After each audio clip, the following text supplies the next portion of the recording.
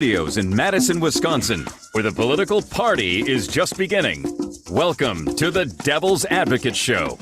Friends proving it's never personal, only politics. Please allow me to introduce myself. Here is your host, Mike Crute. Welcome to the Devil's Advocates Radio Show, Dominic. A Thursday edition. It makes it Friday Eve up in here. Happy Friday Eve, Crudy. Good to be with you. Casper back on the boards. Great to see you as well. Our fair audience, happy Thursday. Dominic, we got a fine guest joining us later in this big hour. He is Charles Franklin, pollster extraordinaire. There is some new Marquette University Law School polling. Always get a little exuberant when there's new polling. The little snapshots into the political sentiment of the electorate. National polling. Some Republican polling. I wonder if this is a qualifier for the big debate happening in Milwaukee We'll find out when Charles quite to August joins us at what time? 4:30 today. Charles Franklin. You're welcome, Tom. Thank you, Michael. When so much an ask is a demand that I book him today. It's just following up on yesterday's conversation, man. More demands from you of me. Dominic, here is where I want to start today. You're an ornery little son of a gun. Well, thank you. Sometimes I get that way. You could be like, if you were a dwarf, you'd be Grumpy Dwarf, like Grumpy Smurf, something like that. Do you know there's a new movie, a Willy Wonka movie, No. and apparently the Oompa Loompa is being played by the same guy that played, I think, Wolverine. How do you make a 5'10" guy into an Oompa Loompa, Dom? Oh, come on, man. The magic of Hollywood, Crudy. The same way you make full-grown men look like little hobbits in Lord of the Rings. Maybe I got that wrong. Hugh Grant was not Wolverine, was he? Who was Wolverine? Different actor. Hugh Grant plays a Oompa Loompa, Dom, and he reminds me of you. Although, taking work away from the little people, if you will. That could have been your job. You could have been an Oompa Loompa in the new Willy Wonka movie. It could have been a contender. Well, the point I wanted to tag you with is you were sort of grumpy to me today. And I'm thinking to myself, man, if I want that sort of attitude, I just go hang out with Derek Van Orden. Come on, he's way worse than I am. I'm less than convinced. Come on. He just gets less headlines you get zero headlines. Hey, when's the last time Dom made the paper? See, let's keep my head down, man. Never see me coming. Something associated with the arrest, I suspect. Yes. Well, I think more a federal settlement with the state of Wisconsin. Well, that was the good part of the arrest. Yes. Here's the bad part. Made you a little salty. And Salty, apparently more salty. Derek Van Orden also very salty, more salty than he should be. Here's the headline. Wisconsin Congressman Derek Van Orden, I'd like to put congressman in air quotes. It's sort of a ceremonial position. I don't think he should hold for very long. But Wisconsin Congressman Derek Van Orden reportedly curses out teenage Senate pages during a Capitol tour. Lawrence Andrea reporting freshman Republican U.S. Rep Derek Van Orden republicly yelled and cursed at a group of high school age Senate pages while giving a late night tour of the U.S. Capitol on Wednesday. Now, let's start there. What the hell are you giving late night tours for? Little recon, little pre-insurrectionist tour? I mean, why in the hell are you going back to the U.S. Capitol, the scene of what I would allege is perhaps a former crime, if not by you, lots of your insurrectionist buddies, Derek Van Orden. What's he doing in the Capitol late at night giving a air quotes tour, Dom? Very curious. I believe lots of Republicans were giving tours prior to the insurrection as well. Van Orden, who represents Wisconsin's 3rd congressional district. Now, Dom, I would take note. We have 5 or more stations that play out, and I'm talking about news talkers playing out in the 3rd CD. When he got elected, we had 0. So I'd like to think that's something of a ceremonial position for him. Well, we certainly need to, get the 3rd CD informed of this guy. So, anyways, Van Orden, who represents, quote unquote, called the high school age pages lazy, and it starts with an S, but I can't say it on the radio, and then told them to get the F up off the floor as the pages were lying on their backs in the Capitol Rotunda taking pictures, how dare they, of the building's dome during their final week at work. These are people that work in the building. These are the young kids. It's late at night. They're going to take pictures. I mean, I've done that in this Wisconsin State Capitol. In that rotunda, beautiful art on the ceiling. It has to be enjoyed. It's like going to a museum. Yeah. But Derek Van Orden, not big on the museum attendance, I suspect. Now, as mentioned, Senate pages are typically high school age teens nominated by their home state senator to help out around the Senate side of the Capitol, opening doors and delivering correspondence, among other tasks. So that means both Tammy Baldwin and Ron Johnson's nominated Senate pages were cursed out by Derek Van Orden last night. Probably. In an interview with the Milwaukee Journal-Sentinel Thursday, Van Orden did not dispute the report. Yeah, they are lazy little craps. And I told them to get the F up. That's right. I said it. But rather noted the Capitol Rotunda was used as a field hospital during the Civil War for countless Union soldiers. Well, I'm not so sure he would have been on the other side, but let me read a little more. Here's a quote. I would think that I'd be terribly disrespectful to lay on the grave of a soldier that died fighting for freedom, Van Orden told the Journal-Sentinel, and I don't know anybody that disagrees. Wait, I'm sorry. Are there Union soldiers buried under the Capitol dome? Or he's just making a comparison? To him, it's the same. I think he's implying that because it was used as a field hospital, there's a probability that soldiers died on the Capitol Rotunda floor, and to lay there and observe art on the ceiling is very disrespectful, according to the former insurrectionist turned congressman, Derek Van Orden, because no disrespect to the building when you're holding an active insurrection. And let's not forget, he may not have been in the building that we can prove, but he was at the insurrection. There's pictures. He was there. And is it disrespectful to, I don't know, is it disrespectful to the dead Union soldiers that gave their life, that died fighting for freedom, when you and your cohorts overran the Capitol and tried to what? Destroy democracy, the very thing that those Union soldiers were fighting for. Well, let me lay out a little bit more of Derek Van Orden's resume. The apparent outburst was the latest for Van Orden. Latest outburst, a retired Navy SEAL whose two campaigns for Wisconsin's rural Western District were checkered with online outbursts against detractors and temperamental behavior. Is that what they call it, Dom? That's a nice way to put it. In one incident from June of 2021, Van Orden reportedly berated a teenage librarian. Oh, I'm sensing a trend. I'm sensing a trend here. He likes harassing the kids. Over an LGBTQ plus book display. Van Orden at the time checked out every available book from the display before eventually returning them. Did he read them? Well, clearly not. No. More of a protest checkout, Tom. Wednesday night's incident clashes with Van Orden's effort to moderate his image since he entered Congress in January and present himself as someone working behind the scenes in a bipartisan manner. Very bipartisan, Dom. Crudy, Democrats on Thursday were quick to attack Van Orden for Wednesday night's actions, while many pointing to Van Orden's presence outside the Capitol during the insurrection on January 6th as evidence of disrespecting the Capitol and its history.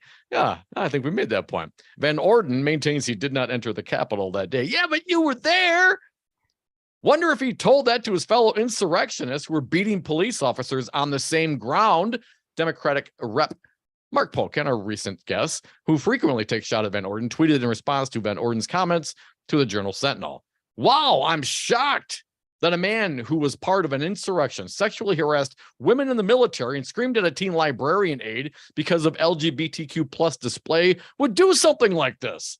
wrote Courtney Rice, the communications director for the Democratic Congressional Campaign Committee, which has signaled it would focus on Van Orden's seat and National Democrats' efforts to flip control of the House in 2024. I wish we had a radio station or 5 in the third CD that we could help them with. I think we'll be all right. We'll do the best we can. We invite them to join us. Rice's comments referenced Van Orden's 2015 book, in which he mentioned an instance when he revealed a male lieutenant's enlarged scrotum to unsuspecting female officers in an apparent prank.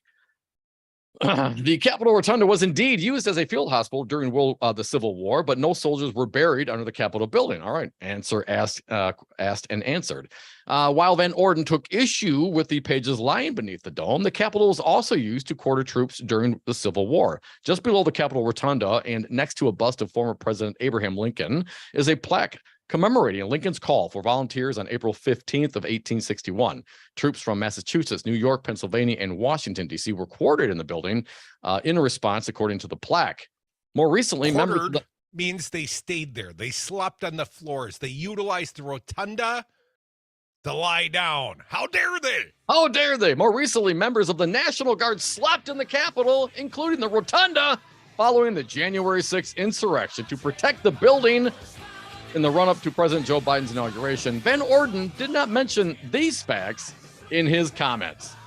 Van Orden's late-night tour is not unusual for the first-term Republican. He frequently invites groups he meets during the day on tours and the Capitol at night. About 50 people were with him on the tour Wednesday night, according to an aide.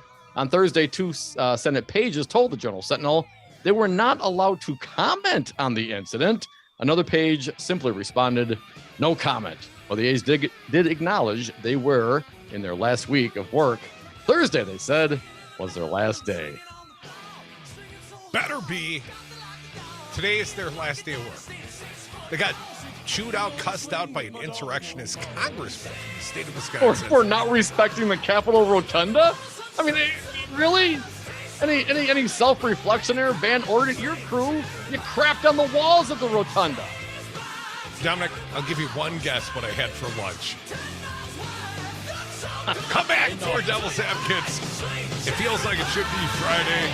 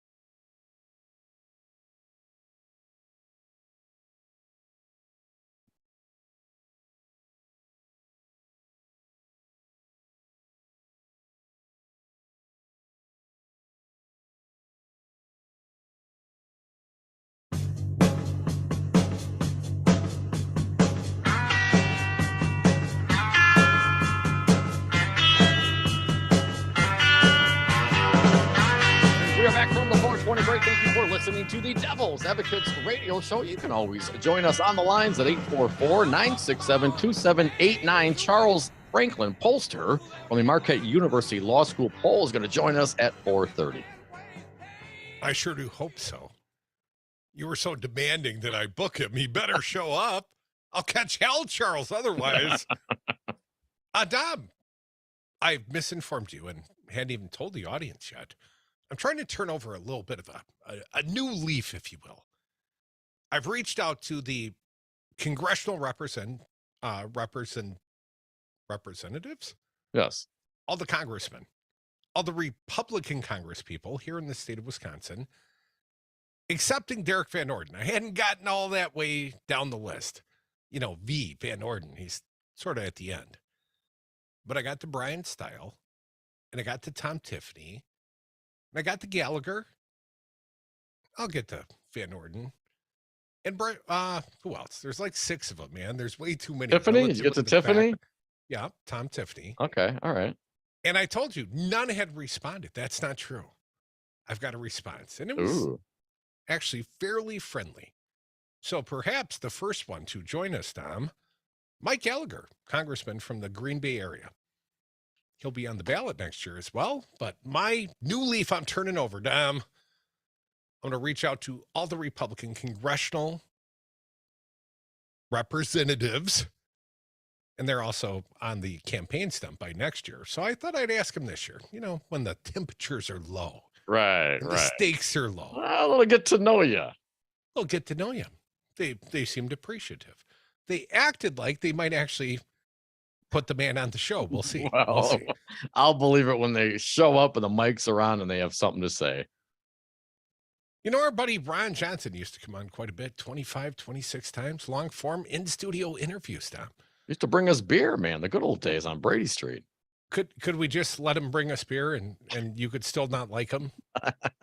Because you've pretty much banned him. I mean, how does that work? How do you ban a U.S. senator? You know, he's part of the insurrection, man. You know, I mean, how do you have it was one thing to have a politician on the radio and you ask a question and they answer a different question. You know what I mean? That's all fine and dandy. We're talking about literally the foundation of democracy here. We're talking, I mean, an election. This election was not stolen. This election did not need fraudulent electors. Well, they tried to steal it. They sure did. Their efforts, and Ron Johnson was, of course, a big part of that, be it a second or a minute or an hour. Either way, he was down. He was down for the program. He was down to attempt to deliver perhaps these fraudulent slate of electors from Michigan and Wisconsin to Mike Pence, so they could just pause it, kick it back to the states. And what was the testimony from Donahue from the Justice Department under Trump? I'm not asking you, the Justice Department, to snap your fingers and to undo this. I'm just asking you to say there was fraud and leave it up to me and the Republicans. Well, those Republicans, one of those Republicans is Ron Johnson. Sure, if you're going to hold that against him. What about the spotted cow, though? I can buy my own bring in spotted casserole cow. fella. He's Minnesota nice. But that's all an act, man. You can be as nice as you want, but when you try to overturn democracy, you try to overturn the will of the people. You try to, and then the gaslight. Oh, there was very friendly people. They stayed within the velvet ropes. No, that's not the case, Ron. I mean, I don't know what you're talking. So I don't want to give a platform to that kind of BS gaslighting, man. I don't know that I could be nice, cordial enough for the man to even show up. Because I think he needs a boot in his ass. That's what I think. And all these Republicans that think this is some big joke or think that, it's just a plan. Hell, Rudy had told us we could do this, so we checked and we did. I mean, a lot of these folks are attorneys themselves. They went down this road. They went down this path. I think that's criminal. I think it's fraudulent. I think if you believe the big lie from Donald Trump that this election was stolen, well, then you have zero credibility. And if you're part of the conspiracy and you don't believe it, but you're saying it anyway, well, then you're corrupt. And either way, I'm not clear that I could give a platform to someone like Ron Johnson and not be in his ass the whole time. Well, when were you ever not in his ass though? God, we were cordial enough, man. We had a good time with Ron back in the day, before they tried to, overturn the will of the people and install a dictator. Because what do you call it if you keep a man in power who lost an election? That seems like dictatorship to me. What about his liberalized new attitude on try all the drugs? Well, if that were the case, you were pretty libertarian on that topic yourself. I always am. But unfortunately for Ron, it was in the context of what? I don't even know, the hydroxychloroquine and all that. I'm not clear what the context was. Right to try, I believe. Right to try. He certainly isn't down for legalized marijuana. No legalized cannabis in the state of Wisconsin. So, okay, so try all the drugs when I allow you to, but not try all the drugs when you want to. No, thank you, man. Guy needs to go away. I have no desire to have that man lie to my face again, to lie to our audience. I have no desire for that. Okay, I'll bring him back some Friday you take off. Okay, man. Ron Johnson, you're invited, but only on absentee Dom Fridays. Folks, we are the Devil's Advocates. We've got a fine guest joining us next. He is Charles Franklin. You know, it's funny. I looked up at the call list and no Charles yet. He's joining us via Zoom. But I see CJ. It's been notated. CJ is calling from his mom's basement. That's not a bunker location. That's your mom's basement, CJ. Get out. Bringing the meatloaf, man. The meatloaf. What is she doing up there? CJ may want to stick around. You may all want to stick around because we got some new polling insights. I love new polling, national polling. And we're going to have to ask our pal, Charles Franklin, is this polling set the stage for the Milwaukee debate? Is this a qualifying poll? I mean, we're in the window of opportunity, right? There's some people that need some good numbers on this poll. You know who didn't get them? Ron DeSanctimonious. Me poll Ron, he's fading nationwide. He is the new Scott Walker, but I told you that a long time ago. Come back, more Devils. Charles Franklin, our fine guest next. I ain't no fortunate one.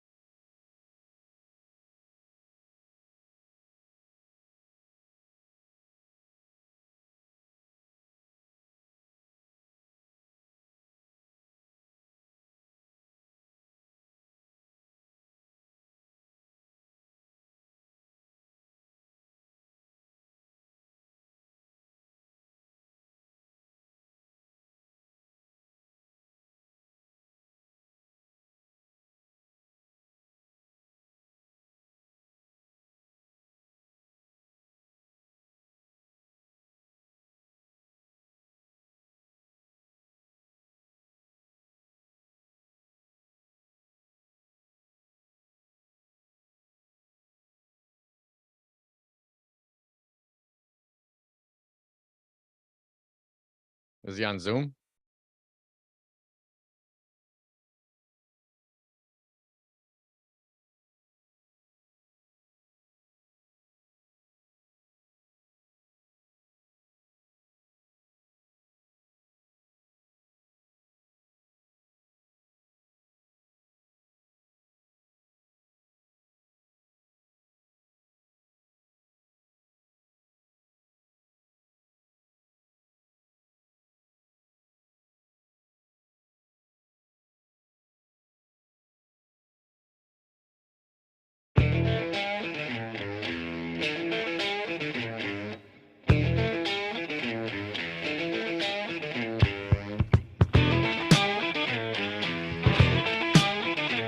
Welcome back to the Devil's Advocates Radio Show. We got a fine guest joining us very shortly.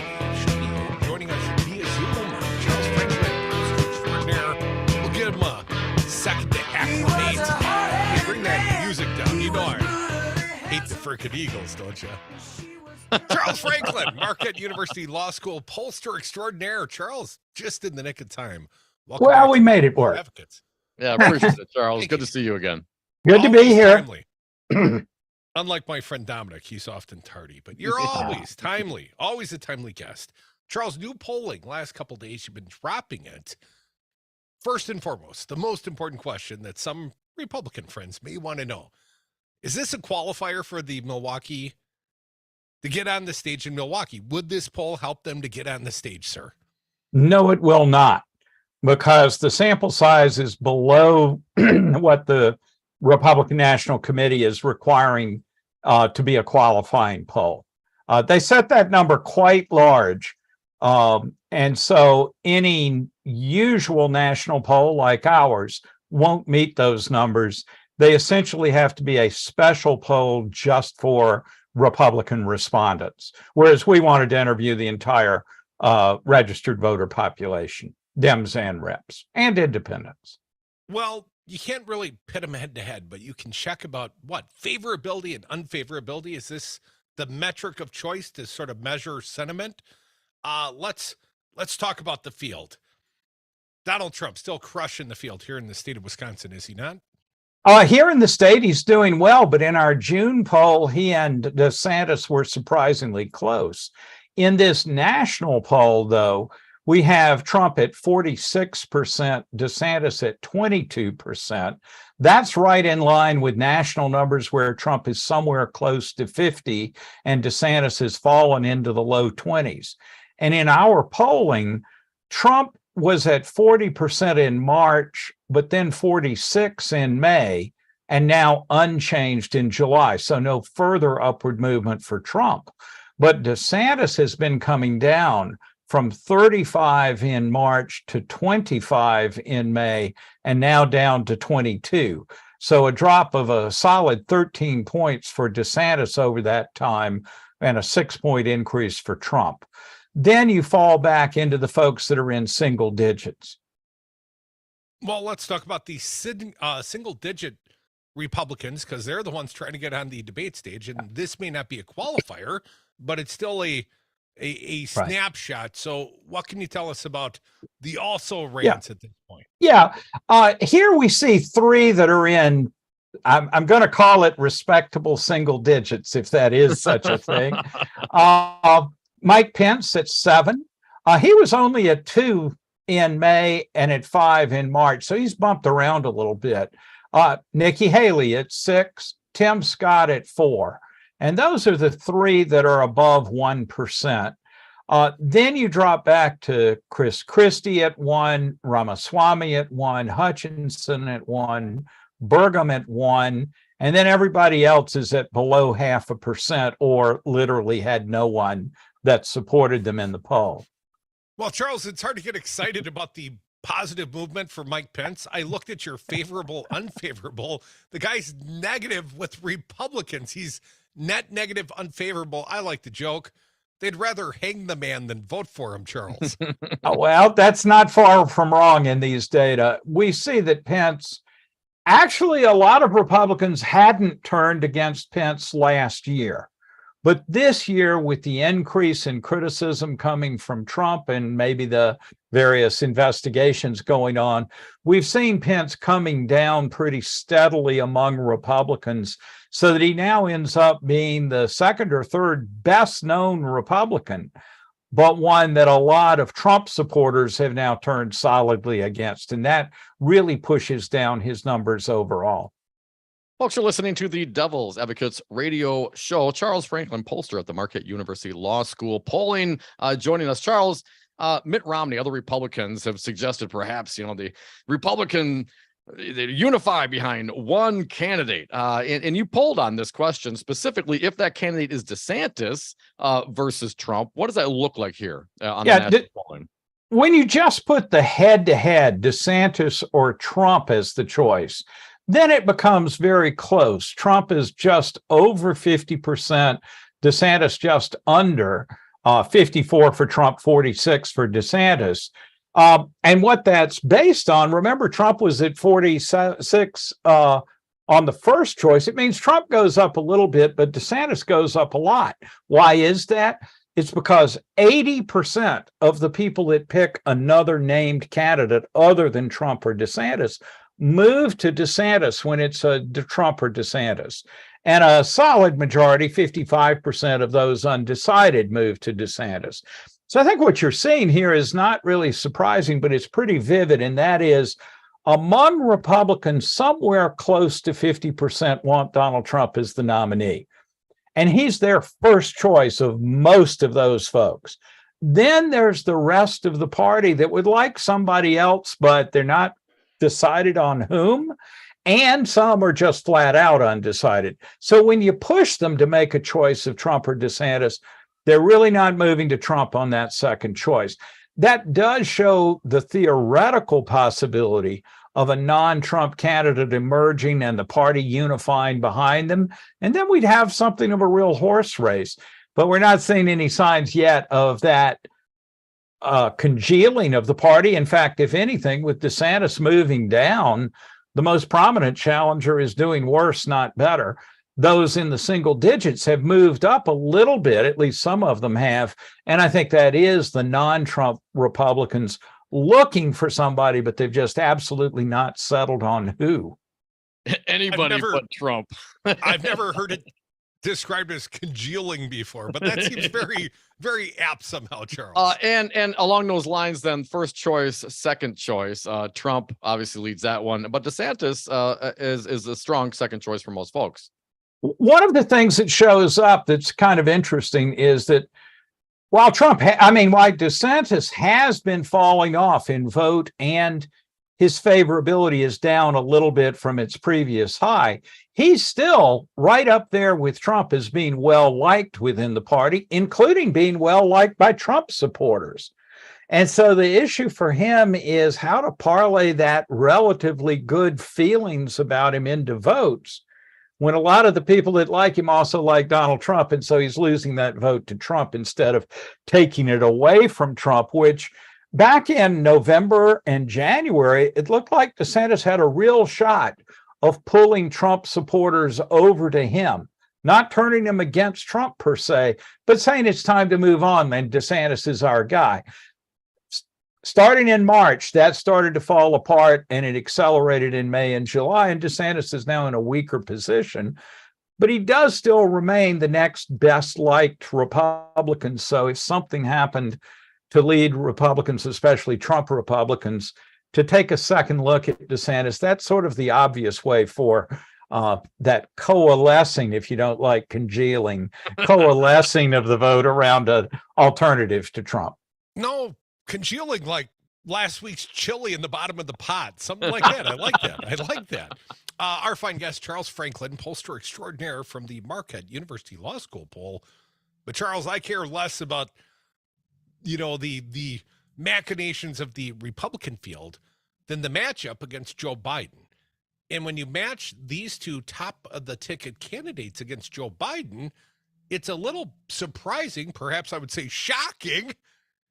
Ron DeSantis is beating Joe Biden head to head.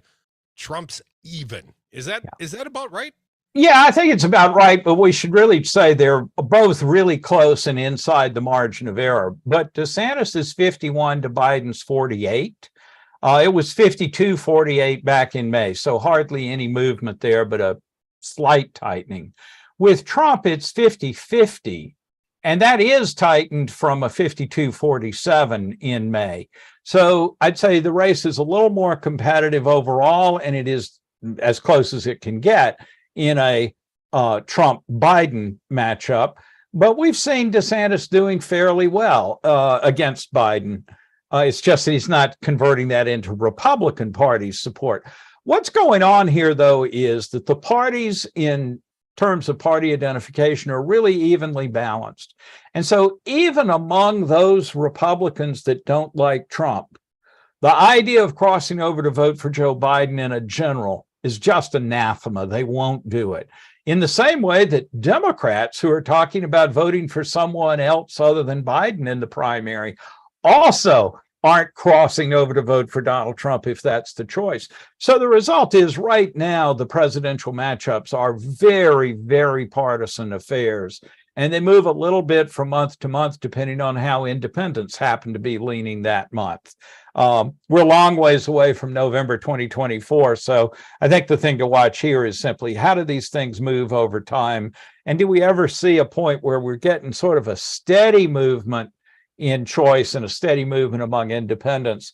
I think we're looking into next year, maybe well into next year, before those trends are meaningful. Charles, we may have more indictments against the former imminently, but you did poll on the known indictment on the classified documents, the Mar-a-Lago case. Charles, what did your polling tell you? Do people think that this is a big deal, that the former president may have possessed classified documents? In some Guilty, ways, sir, according to yeah, in some ways, yes, in some ways, no. I think it's really interesting. 65% said they'd heard a lot about that indictment. And that's almost the same among Republicans and Democrats. 69 of Republicans, 72 of Democrats. So this is a story that has crossed party lines. We're not going yada, yada, yada, I can't hear you. We're both sides hearing that message and reading about it. But then it gets a little more complicated. Do you think Trump had classified documents? With Republicans, it's 49 who say yes and 50% who say no, he didn't have classified documents. Now that's up from 40% yes back in September last year, with 60% of Republicans saying no. So Republicans have come a little ways on believing he actually did have documents, but it's still an even split. With independents, 78% think he had them. With Democrats, big surprise, 95% think he had classified documents. So there's a big partisan split in what you make of having those documents. And then finally, we asked, was having them, if you had them, illegal, careless, but not illegal, or he didn't do anything wrong? With Trump, it's 49% illegal, 28 careless, 12 didn't do anything wrong. But it's a minority of Republicans that believe Trump did something illegal with the documents. It's a majority of independents and Democrats. Charles Franklin, what about the issue of abortion? Obviously, we think it dominated the Wisconsin Supreme Court race back in April. National polling, what are the sentiments of the electorate? Still very much an important issue, and still one where a big majority opposes overturning Roe versus Wade or favors abortion rights. There's been just the smallest movement in opinion on this. In November of last year, 33% favored overturning. Now it's 38% favor the overturn of Roe. And opposing that has come down a little bit from 66 to 62. Still over 60% opposed to the ruling, and not a lot of change. And when we ask, should abortion be legal most of the time, all of the time, or illegal most or all, we still get a 2-to-1 saying it should be legal all or most of the time. Well, that would be different than much of the sentiment amongst Wisconsin Republicans, at least. Thank you so much, Charles Franklin. The only last one. How about Biden's approval rating? How's Uncle Joe doing? Up just a little bit, still in the low 40s in this partisan time where the opposite party gives you close to 0% approval rating, those numbers just don't move as much as they used to in the good old days. But he's got a 57 disapproval. Yep. That's a net It's a challenge. 15 if I can do a little math on the radio, sir. He needs to pick up some independence. That's where the sweet spot is. Come back. More Devil's Advocates. Less Charles Franklin, though. We appreciate you coming around today. Always appreciate when you go inside the numbers. New Marquette University Law School polling. Thank you, Charles Franklin. Thanks for having me.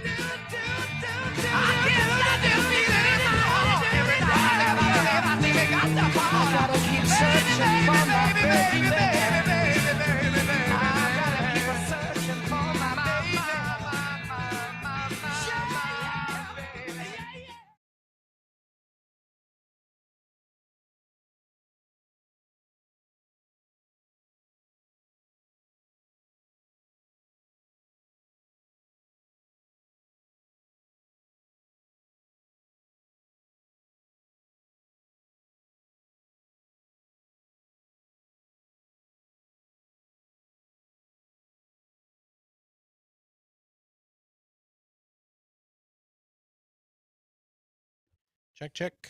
2. Dose.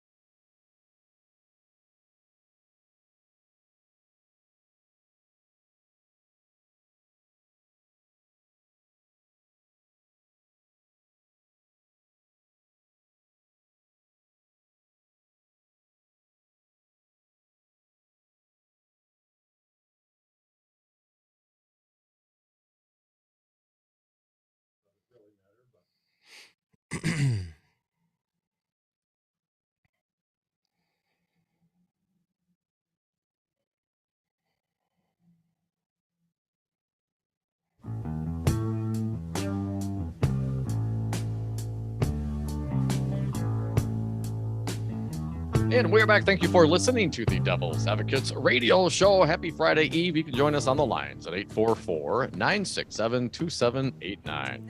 Dominic, want to thank our most recent guest, the fine one, pollster extraordinaire, Charles Franklin, Marquette University Law School pollster. And Dom, we got a unexpected guest because we got some severe weather going on. Our friend and colleague, Corey Hartman from Civic Media, got a weather update, a tornado warning.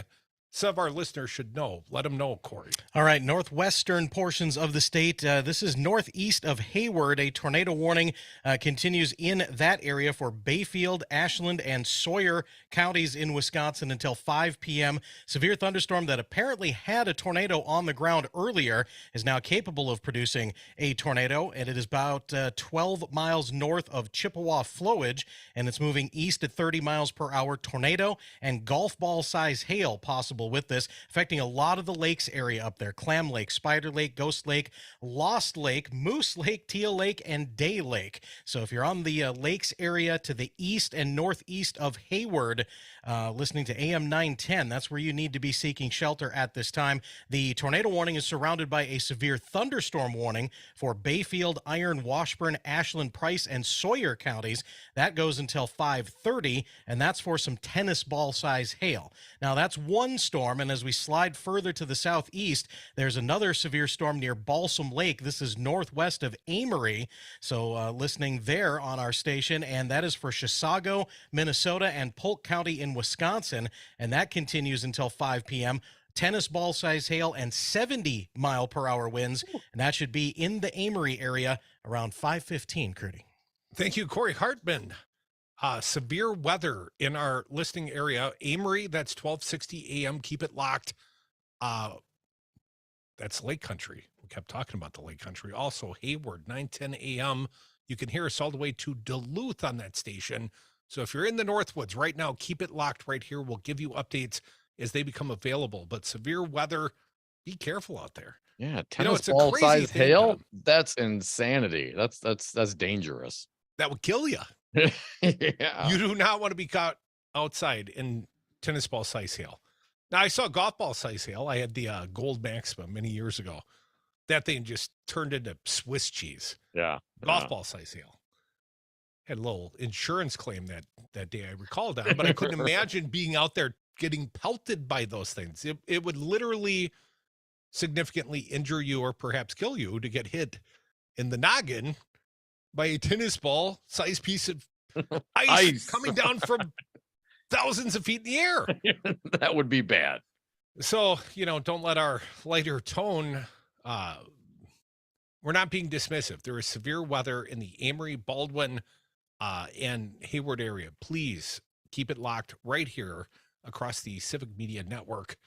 And Don, we're going to turn our attentions to the former president soon. Yes, Apparently he was told he's under indictment. He's going to be indicted, or at least his lawyers were. But what do you got? Some additional comments reporting from our earlier discussion about Derek Van Orden and his appalling behavior at the Capitol. Congressman from Wisconsin's third, insurrectionist. So, yes. Convicted of bringing a gun onto an airplane, was he not?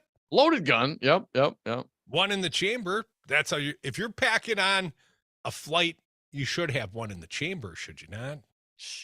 But that was on the way back, so you got to wonder, did he get away with it on the way there? I would think yes. Okay, so yeah, that guy, Rep. Derek Van Orden. Punchbowl News, Jake Sherman reported this, but it is blowing up. It's on the Raw Story, Crudy's favorite. It's on the Drudge Report, and the Drudge links their aggregator to The Hill, and on The Hill, it is the #1 article right now.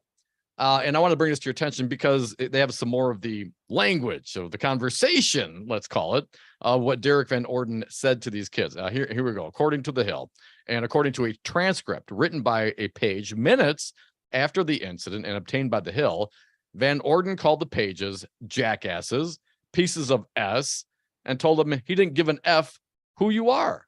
The pages are a group of 16 and 17-year-olds, 16 and 17-year-olds who assist Senate operations. And when the Senate works late, as it did Wednesday night, on National Defense Authorization Act amendments, pages generally rest nearby in the rotunda. Wake the F up, you little S. What the F are you all doing? Get the F out of here. You are defiling the space, you pieces of S, Van Orden said, according to the account provided by the page. Who the F are you? Van Orden asked, to which one person said they were Senate pages. I don't give a F who you are. Get out. You jackasses, get out. The incident, which occurred just after midnight. My question would be, is who the F are you? Right. Just after midnight, which occurred, outraged members of the upper chamber, with one calling the string of remarks horrible. Van Orden did not dispute the exchange and defended his actions. We talked about that. The history of the United States Capitol Rotunda, that during the Civil War, it was used as a field hospital. The countless Union soldiers died on the floor. They died because they were fighting the Civil War to end slavery. I think that place should be treated with a tremendous amount of respect for the dead. Really? Did you feel that way when you and your cohorts were ransacking the Capitol? When you're chanting, hang Mike Pence, all your Republican mega buddies? Is that what you were thinking? Because I don't think you heard you criticize that. And he goes on to say, if anyone had been laying a series of graves in Arlington National Cemetery, what do you think people would say? Not the first time Van Orden flashed his temper. Of course, we talked about he threatened a 17-year-old library page in his home state after a gay pride display and demanded to know who set it up. Yada, yada, yada. Derek Van Orden is a terrible human being. And when you treat 16 and 17-year-olds like that, I got to tell you, You talk to my kids like that, you and I are going to have a big problem, Derek Van Orden. And who the F are you? Who are you to talk to them like that? I believe he's on probation currently, Dom, for his gun charge. I did a little research. I don't know why we don't talk about this more. I mean, the guy's freaking literally on probation for taking a loaded gun on an airplane. Republican Derek Van Orden, insurrectionist, is running to fill a seat being vacated by Democratic U.S. Rep. Ron Kind. He won, despite the fact Van Orden was cited in August of 22 for having a loaded 9mm Sig Sauer handgun in his bag at a security checkpoint at the Cedar Rapids, Iowa airport. Again, that was his return flight. Van Orden of Prairie du Chien entered a guilty plea in December. A magistrate ordered him to pay $360, take a firearm safety course. He was also fined an undisclosed amount by the Transportation Safety Administration. And my understanding is he's on probation. Congressman on paper, Derek Van Orden. You think he'd watch his conduct? No. Right. I cannot verify this, but there are texts coming in that claim Van Orden had a copious amount of alcohol in his congressional office last night. Photos are being circulated. Think he got all hammer drunk? I don't know. If you're on paper, sometimes the terms of probation state that you must stay sober. I wonder what those terms are. I was on no alcohol probation once. I didn't stay sober either, Derek Van Orden. I won't hold that part against you, but the rest, I will.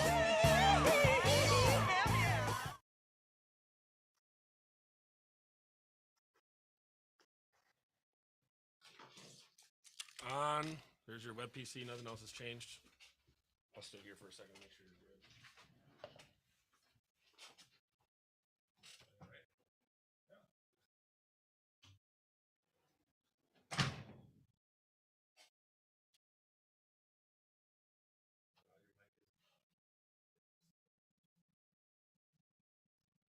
You good?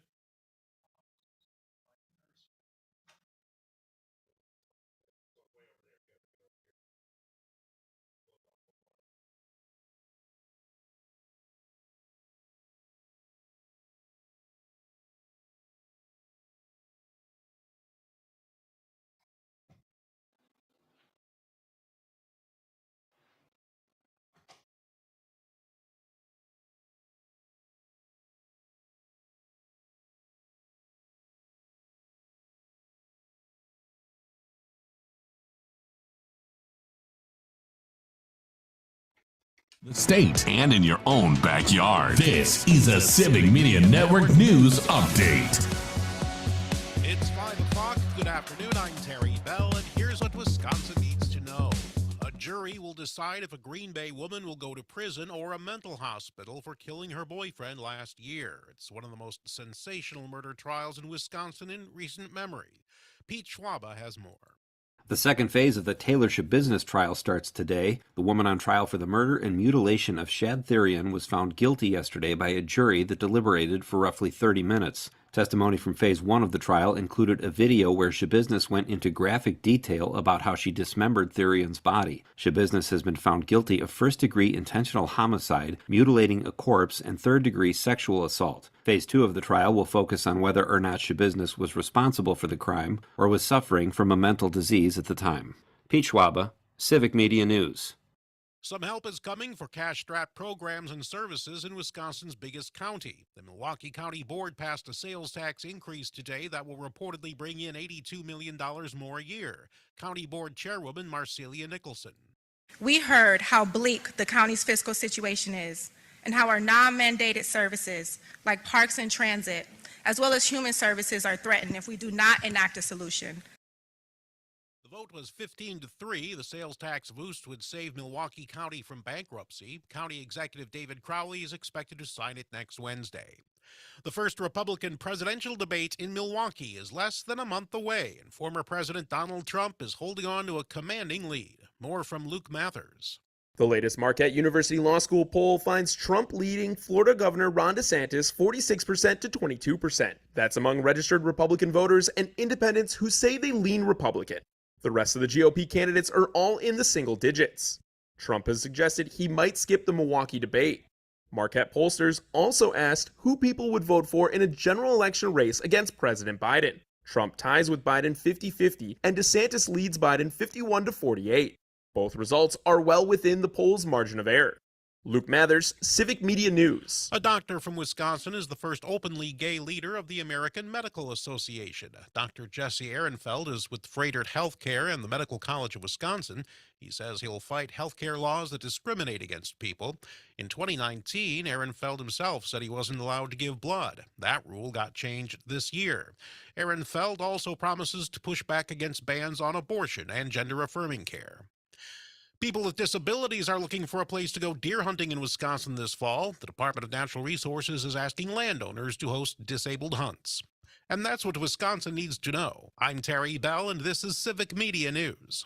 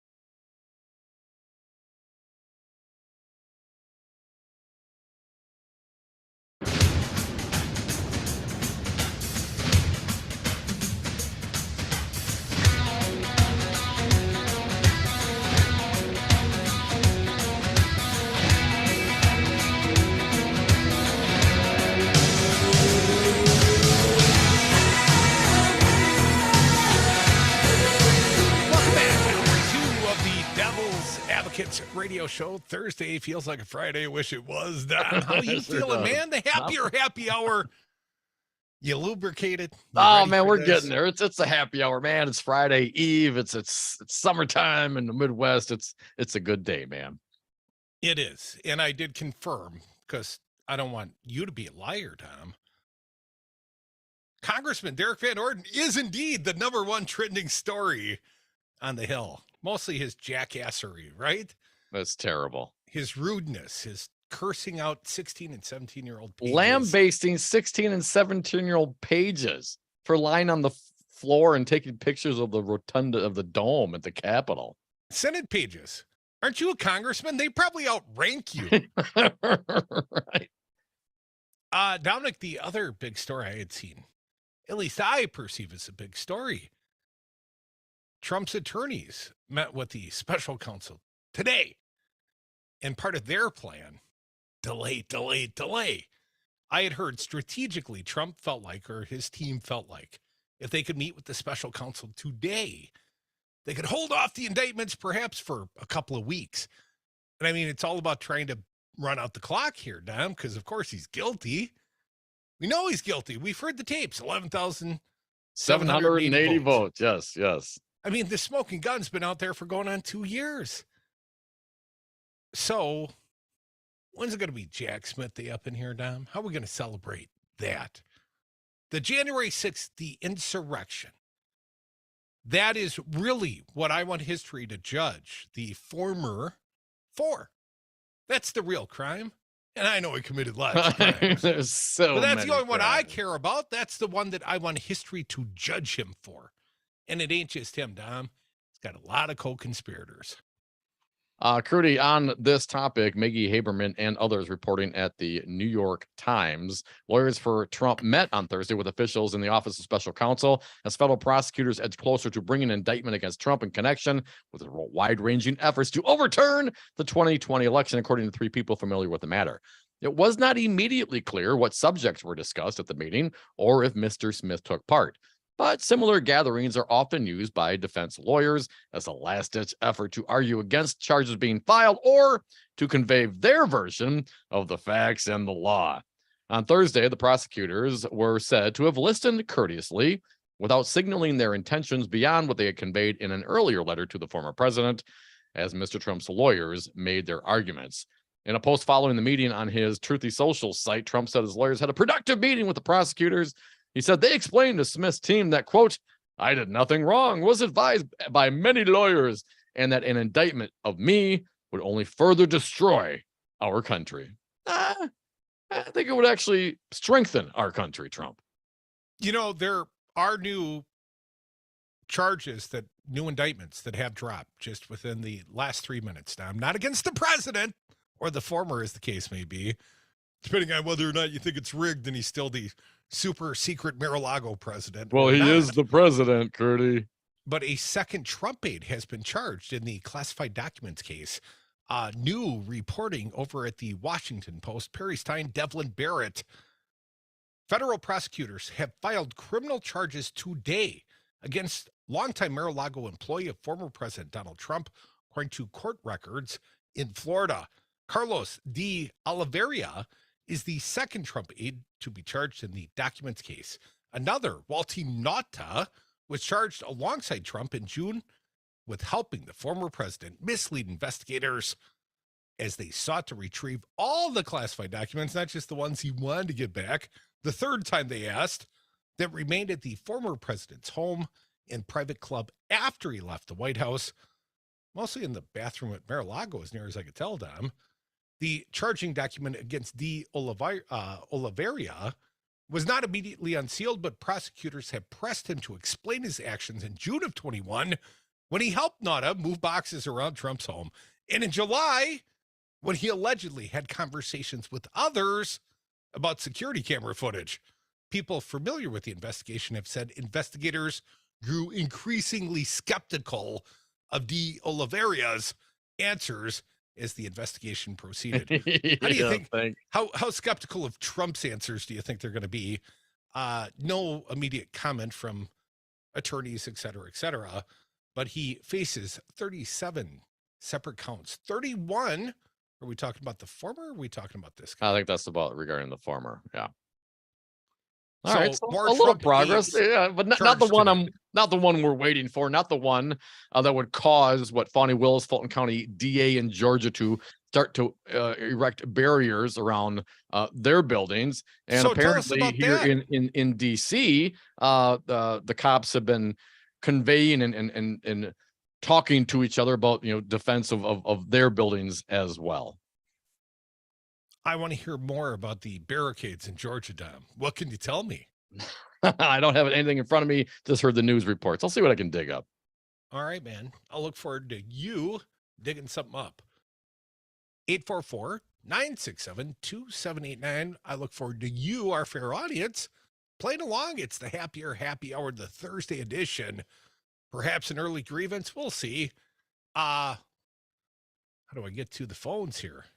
The phones are right there, and I'm going with Mark from the Sack first today. Welcome, Mark. What do you got for us? Yeah, thanks. And it's becoming more and more the angry hour rather than the happy hour. That that it just more and more the criminality of all these people is just more and more apparent. I mean, Derek Van Orden chewing out pages that are doing what. That's a good place to tell how to take a picture of the Capitol Dome is laying on your back and looking up. I mean, and who the hell does he think he is chewing people out for just having a little fun? I mean, that there's.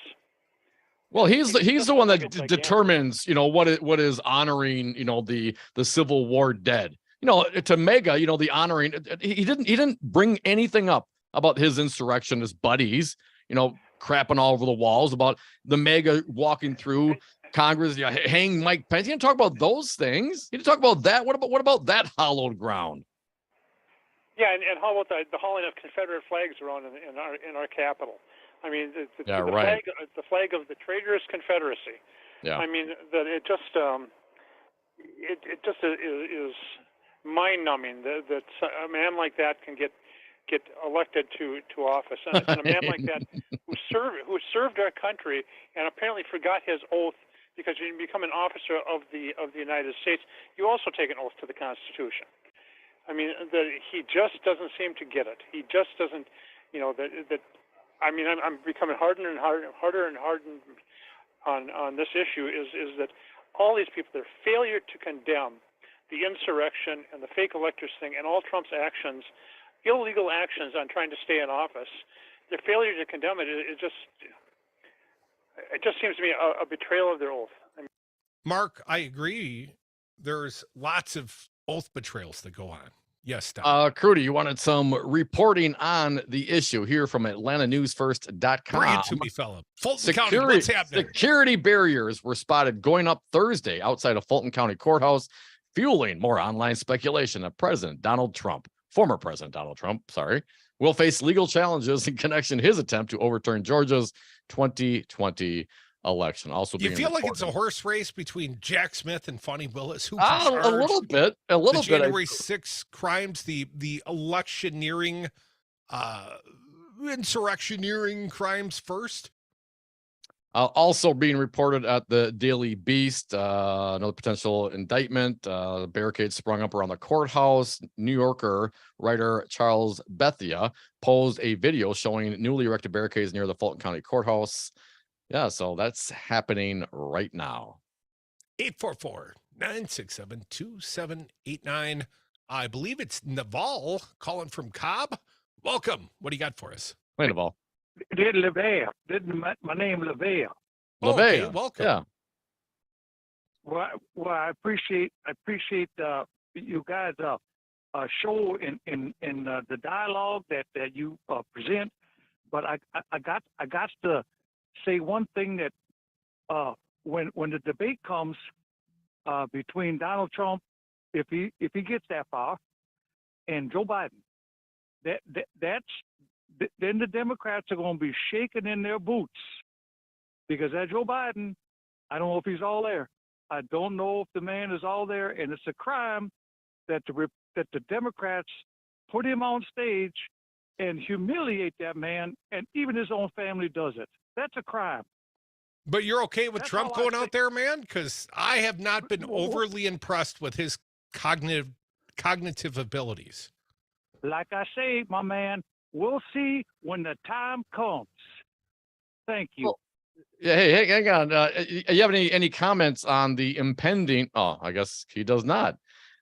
Trump won't be there, man. Come on. Well, he's implying that Trump's going to win the primary and go debate Joe and the general. Yeah, he'll show up for the general because then he needs the debate. Right now, polling 50-50. That is surprising to me, surprisingly close. Marquette University Law School polling. Our pal Charles Franklin dropped some national polling. The DeSantis polling, and of course, he is the worst candidate this side of Scott Walker, so DeSantis won't actually be the nominee, but actually does better head-to-head, at least in this newest polling, against Joe Biden. He's up 3. Trump's even. But that's damn scary. I mean, whether or not we agree with the last caller, there are a lot of people that do. They question whether or not Joe Biden is the candidate that best represents them, the nation, if he's still got his gumption. The most appealing thing about Joe Biden is his ability to beat Donald Trump, historically speaking. And that he's not Donald Trump. And Joe Biden, I mean, if you look at the record, I mean, we got GDP today is higher than we thought. Inflation is starting to get in check. I mean, yeah, he's getting old. What are you going to do?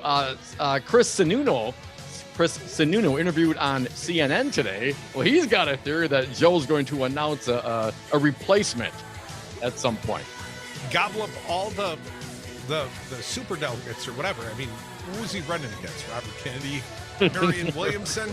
Right. I mean, he's going to win the nomination, and then what if he steps back and says, candidate who? Kamala? I don't give know. it to your VP? Yeah, that would be logical, I guess. Who else? His approval rating was 42%, 57 disapprove. I'd hate to see the polling on Kamala.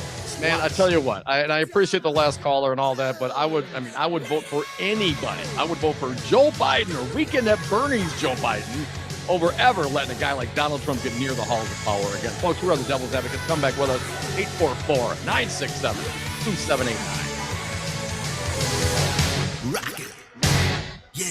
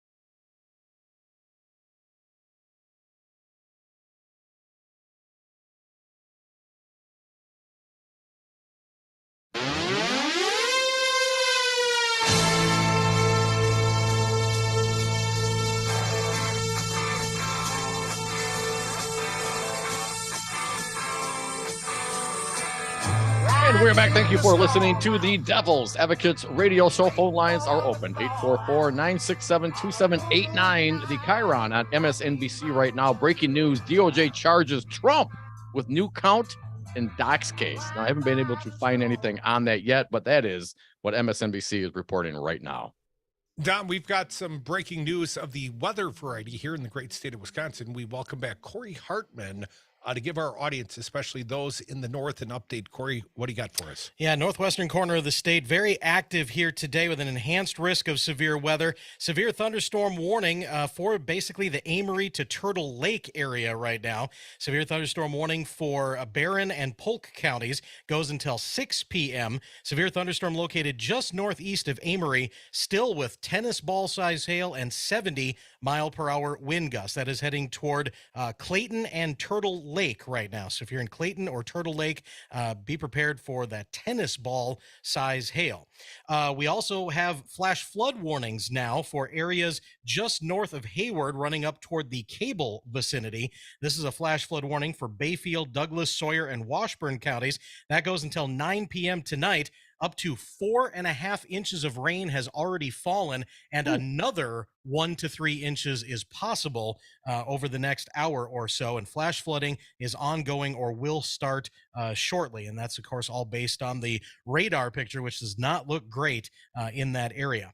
East of there, near Draper and over toward Glidden and just northwest of Park Falls, there are 2 tornado warnings that are in effect. That is a tornado warning for south central Ashland County until 5:45, and a tornado warning for northwestern Price and east central Sawyer County until 5:45, and tornado possible near the Winter area. So we've really got it all kind of going on in the north and northwestern portion of the state. Corey Hartman, thank you for the update. Keep us posted. If there's more severe weather, we will let you know first. Keep it locked, 12:60 a.m. in Amory, 9:10 a.m. in the Hayward area, and all across the state of Wisconsin on the Civic Media app. Dom, back to the politicking. What do you got for us? Because I know another Trump aide has been charged in the Mar-a-Lago classified documents, but you implied something bigger was along with that. Again, breaking news, MSNBC reporting the Department of Justice charges Trump with a new count of willful retention of national defense information on the documents case. A new count against Donald Trump. Willful retention of what? National defense information. Not the big one. I'm waiting for the big one, man. When's where we're going to drop the big one? I know, but we got one. We got a new Trump indictment today. I mean, that's something. It's not the big one. Maybe we have to wait till what? Grand jury in D.C. on the January 6th insurrection meets on Tuesdays and Thursdays. Apparently, they did not meet last Tuesday. Apparently, they met today for quite some time. No indictments announced today. So perhaps what? Next week? Hell, maybe tomorrow. Who knows?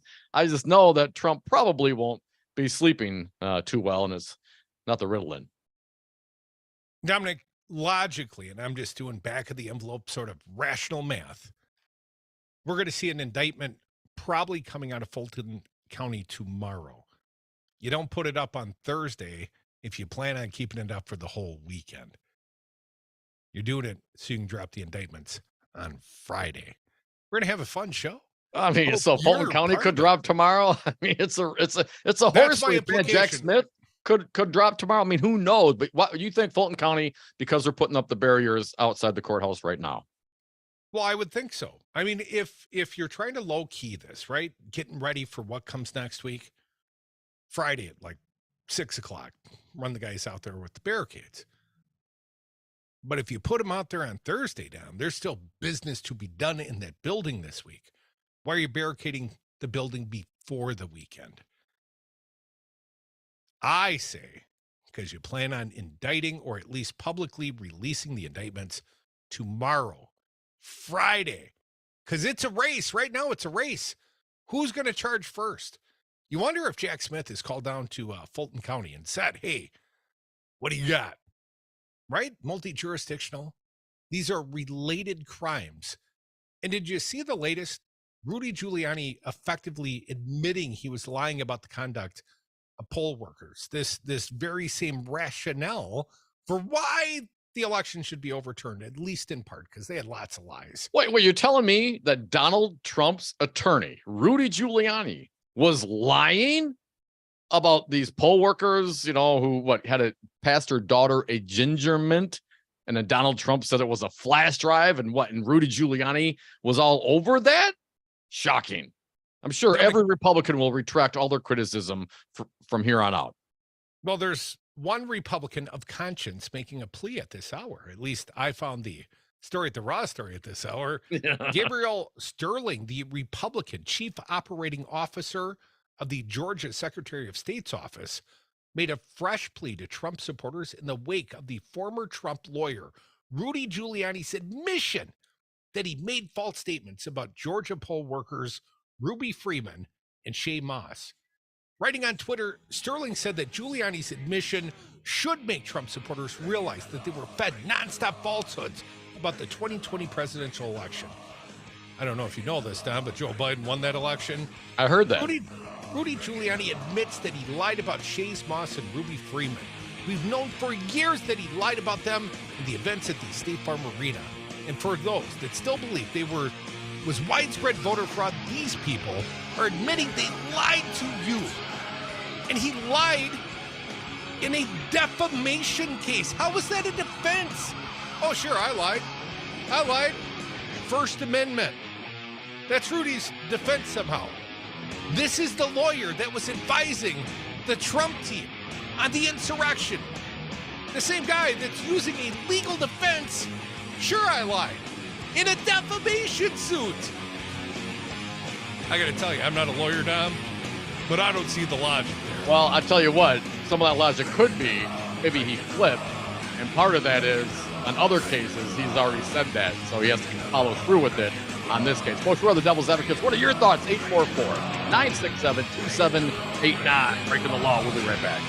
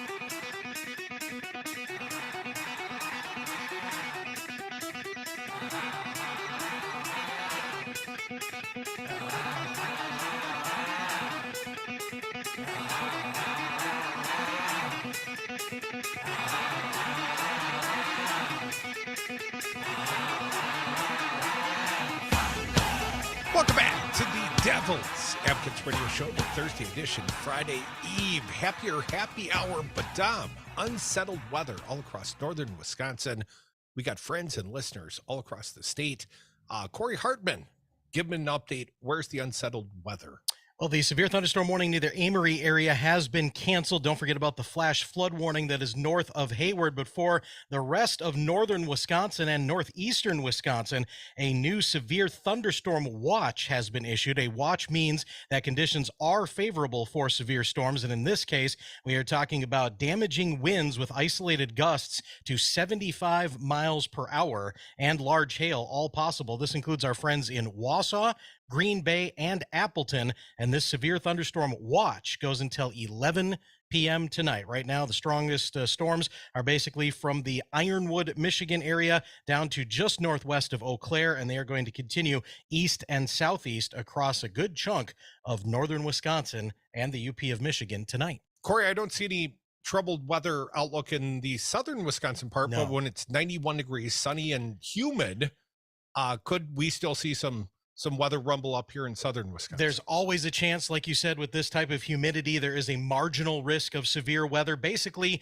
the risk gets larger, higher as you go further north in Wisconsin today. So there's a possibility of an isolated pop-up storm here that could go severe, but the further north you are today, the better chance of severe weather. And again, 75 mile per hour winds, we could blow down some trees, maybe a lot of trees here tonight. If you're listening on WGBW, the talk of Green Bay, or WISS Oshkosh Air Support, WISS 1100 AM, you may have severe weather coming your way. Corey Hartman, appreciate the update, my friend. You bet. Dom, back to you, man, unless you're just raging at the... Oh, man, the news continues our unofficial to break. Don Quixote. You're raging at the storms and the windmills. Just reporting the news, baby. That's what we do, and we give a little opinion out there as well. The windmills will give you cancer. That's what I heard. You got to watch out for that, man. On the Fox Fraud News app, I got a message here. I'm going to read it to you. I'm not going to read their reporting, but here is a quote from the Department of Justice. Here's what they say. Today, a superseding indictment was returned by a grand jury in the Southern District of Florida that adds one defendant and 4 charges to the prior indictment filed against Donald J. Trump and Waltine Nauta. The superseding indictment adds a new count charging Trump with 1 additional count of willful retention of national defense information.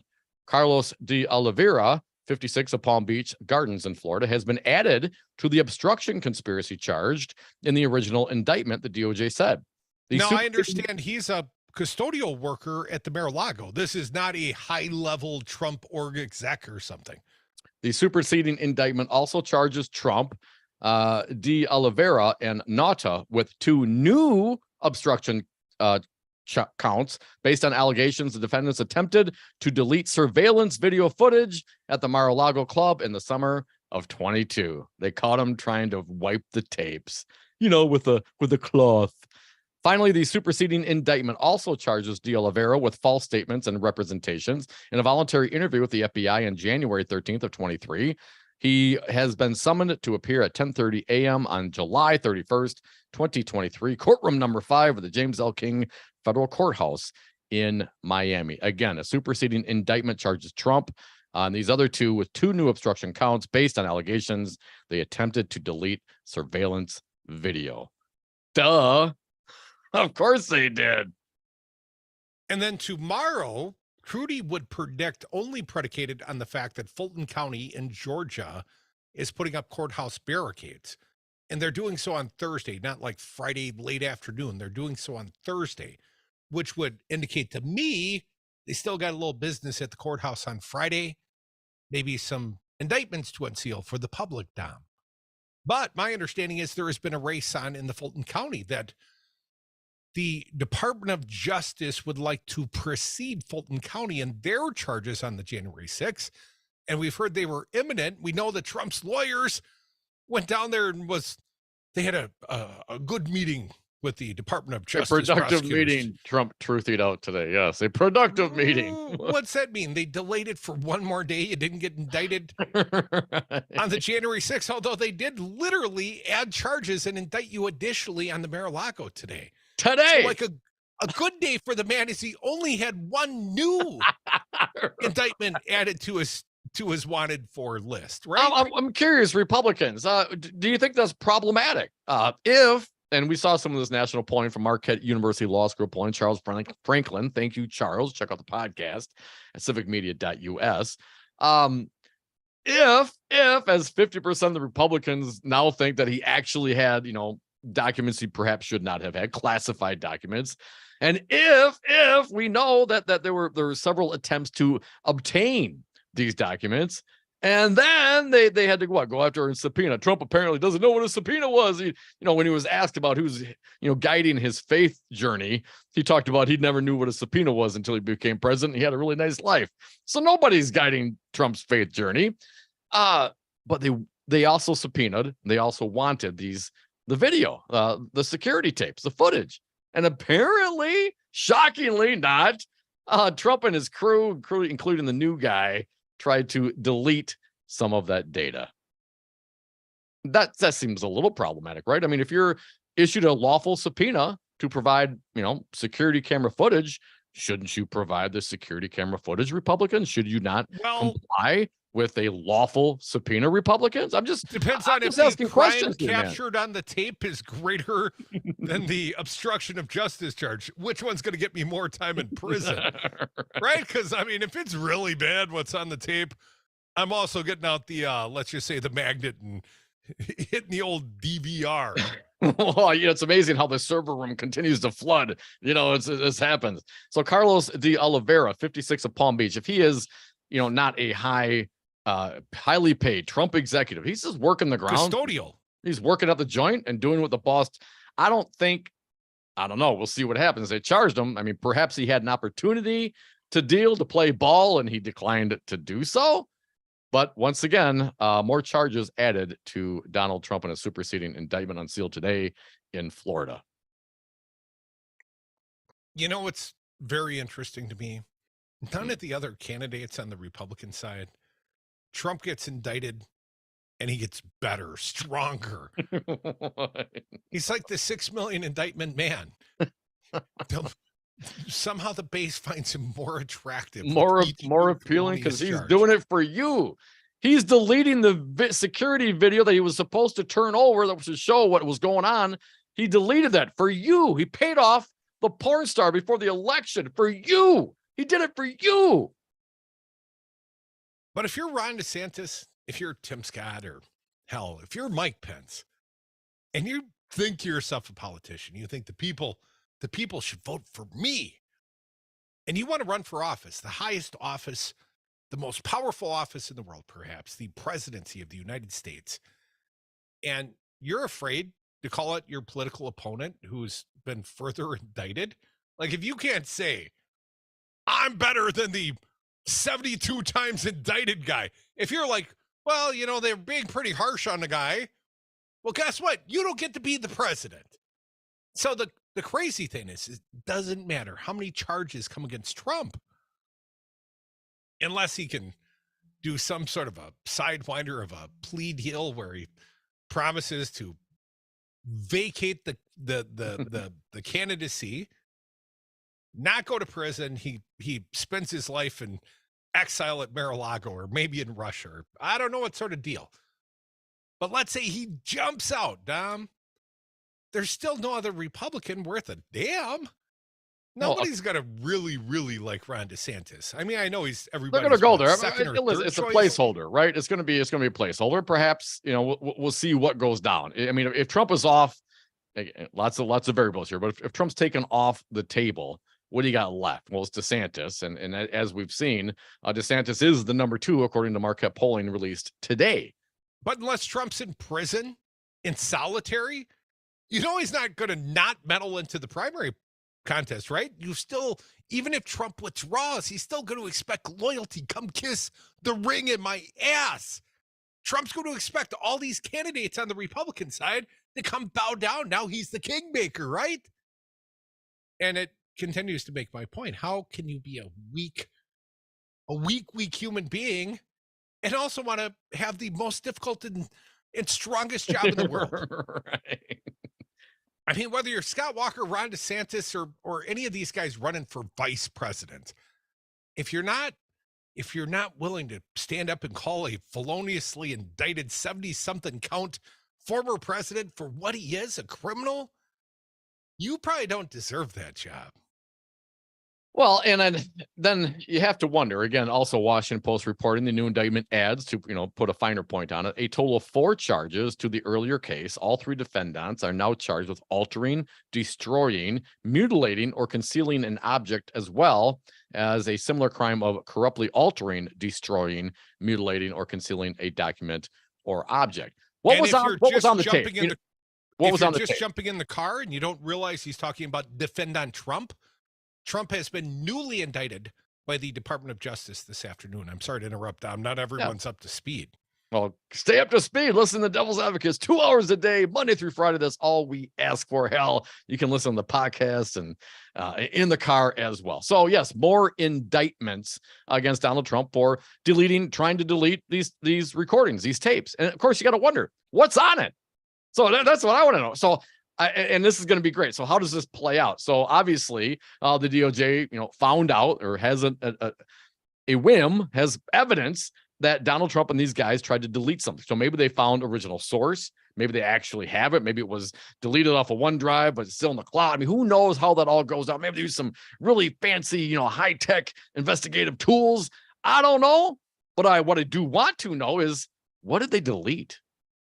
Who was on that tape? What did they not want DOJ to see? What did they not want the American people to see? Let's not forget about this, folks, including you Republicans. If this was Hunter Biden's laptop and he was trying to delete all sorts of stuff to keep his ass out of jail, you'd be all over it, right? Right? So how about some consistency in your criticism and your analysis? If you got a problem with people deleting evidence that should be turned over to the DOJ, which is, of course, works for the American people, because we got a president who was apparently hanging on willful retention of national security documents on top of trying to delete the videos.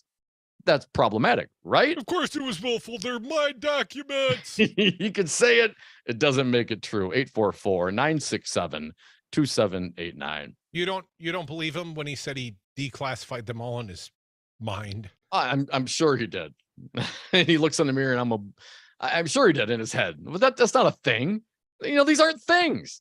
These are asinine, stupid crimes. Because of course, what is the value of we'll call them the crown jewels? I mean, Donald Trump had secret documents he should not have had. And why did he have them? Well, I would submit that he has them because they're valuable. And you don't give something up that's valuable for free. You keep it. You leverage it.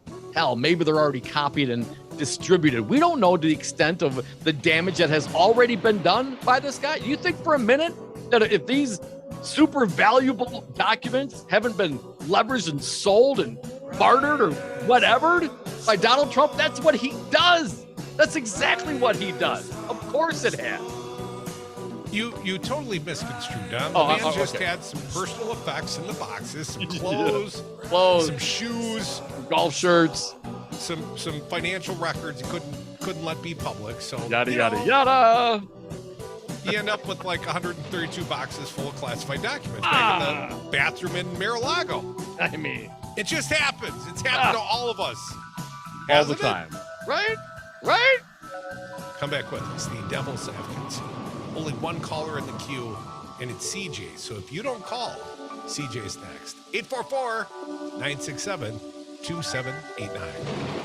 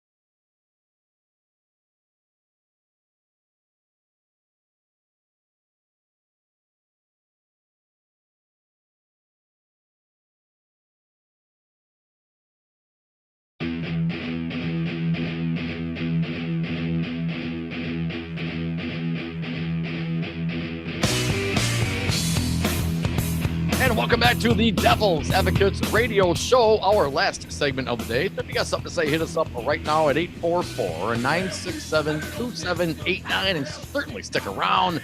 Maggie Dawn, the Maggie Dawn Show, coming up at 6 o'clock.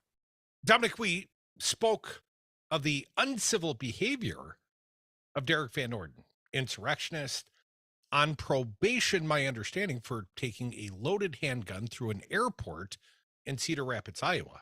Congressman Van Orden from Wisconsin, yes. Insurrectionist, congressman, same. Whatever, yeah.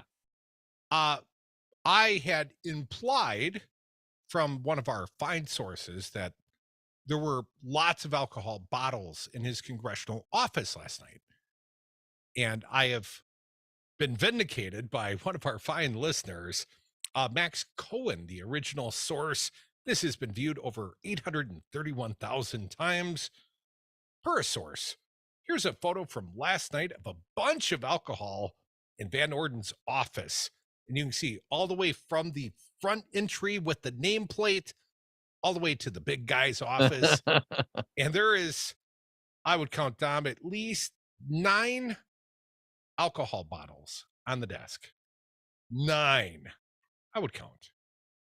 Here is the rest of the statement. Van Orden and staff were heard partying loudly before he being the insurrectionist / congressman from Wisconsin's 3rd, before Van Orden cursed out a group of teenage Senate pages.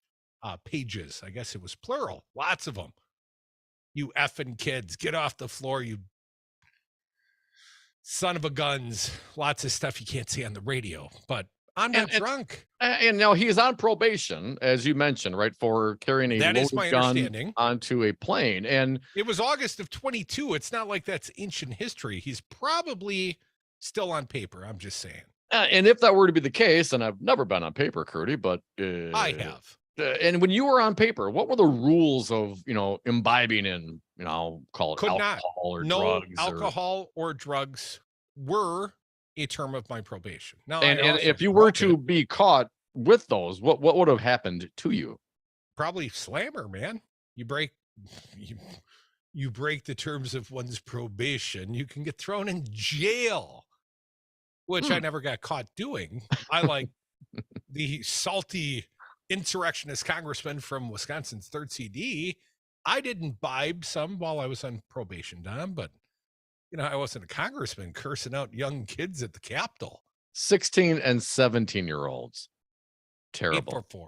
844-967-2789. Jim from Milwaukee. Welcome, Jim. What do you got for us?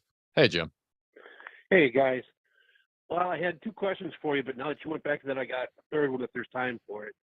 Lay him on us, man. I wanted to bring up, he keeps using this defense that, well, I had personal stuff in the boxes I needed to sort out. Is there any reporters out there that can go back through all the video footage to count how many times Donald Trump wore a golf shirt in the White House? Because I'm thinking there can't be that many of them that it would take that long to sort out, that he would need, 400 boxes to go through? Well, it's all BS, Jim, of course, right? I mean, it doesn't matter. He wouldn't disrespect the Oval Office by wearing a golf shirt from a crappy golf course in the Oval Office, right? New York Times reporter Maggie Haberman said he was notorious for carrying around big stacks of crap with personal effects, newspaper clippings, classified documents, and probably naked pictures of his daughter. I don't know for sure, Jim, but it was probably all in the stack. I mean, who knows? Who knows? And secondly, he keeps saying, I did this for you. I did all of this for all of you out there. Well, since I already assumed he would have to pay to have somebody to have sex with him, can I get my portion back? One more, Jim. You got one more. Make it quick. Well, what's the third one, man? The third one was about the probation. A number of years ago, I got busted for basically being Dom's soul brother. And my probation, because there was no alcohol involved, my paperwork said no excessive alcohol use. That seems very subjective, Jim. Nobody else ever seemed to have ever heard of that before, and I certainly hadn't, but I wasn't going to argue with the judge. Hey, I'm a Wisconsinite. Excessive could mean half barrels. Right? Well, I'm a home brewer, so, I mean, I've always got 10 or 15 gallons of brew around at the time, so you tell me what's excessive. Well, that might be it, Jim. You might have crossed that threshold, sir, but I'm not a PO officer. 844-967-2789. Rico, how's your PO officer doing? Hey, Rico. Yeah, well, we're just only good. We just don't want to be excessive. We got to remember where we're from. That gives you a whole lot of leeway there. Well, one folk calls excessive, the other guy calls, well, I'm just starting to catch a buzz. Depends on what your baseline is, Rico. Dom likes to be warm and fuzzy as a baseline. Yeah, not that Death Star talk. Just be a warm, fuzzy blanket. I like that. There you go. Hey. Yeah. Hey, you got anything for us, Trump. or are we just comparing drunken notes here? Yeah. I got something for you. When this all gets done, we're getting about this time next year. I think the way this is going to go down, guys, is we the people are going to be Trump's jury. Think about it. Just think about it. We, the people, will make that call. I'm almost betting it. All right. That's all I got. Thank you, Rico. Appreciate it, man. 844-967-2789. We did not. Jack from the Mac, you're up. Welcome, Jack. What do you got? Just a short comment on the poll. I find it incredibly difficult to believe that anyone would consider voting for any Republican, especially for president. Not one single one of those people in that party has completely repudiated and condemned what happened on January 6th, both the attempted physical violent coup and also the attempted political coup. I can't imagine anybody voting for any Republican that would obviously have approved of that. It amazes me. I'm sorry, but it boggles my mind. Approve? Hell, Derek Van Orden participated. He was there.